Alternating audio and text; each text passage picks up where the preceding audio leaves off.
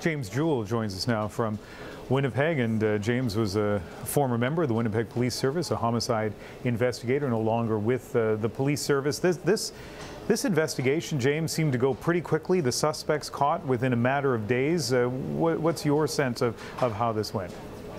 Well, I think it was a really good investigation. The police service did a commendable job putting the pieces of the puzzle together. In fact, it was a uniformed constable that's being credited largely with connecting the dots on this case. The family was extremely cooperative and helpful, and worked with the police in a partnership to help bring the suspects in this case into custody.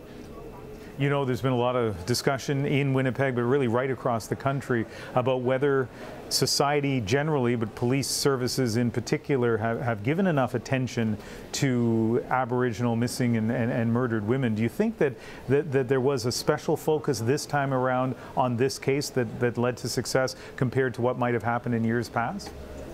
No, you know, Ian, I really don't believe so.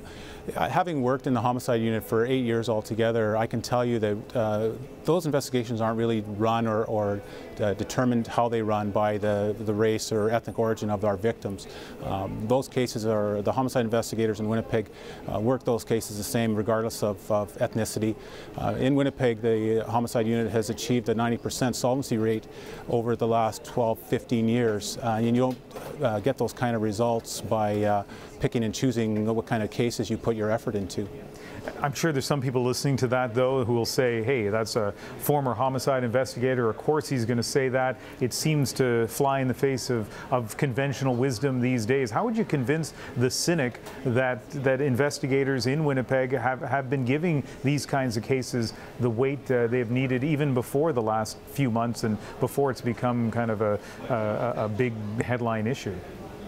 Well, I would refer them to the RCMP National Review report that was completed that showed that Aboriginal homicides, when it comes to Aboriginal women, are solved at almost a virtually identical rate as non-Aboriginal homicides. So virtually there's no distinguishing percentage in solvency rate when it comes to Aboriginal or non-Aboriginal homicides. So I think those facts speak for themselves. We have just half a minute left, but I do quickly want to ask you about this strategy to release the name, not just of a sexual assault victim, but a teenage sexual assault victim. Do you think that was the right way to go? Well, it depends. In a homicide investigation, often making public appeals can really crush an investigation with the weight of the response. It requires a lot of investigative effort to deal with tips and things of that nature. In this case, the police indicate they wanted to humanize the victim as a means of encouraging the public to come forward with information on it, and the results are difficult to disagree with when you see how quickly this case was resolved. James Jewell, really nice talking to you. Thank you. Thank you, sir.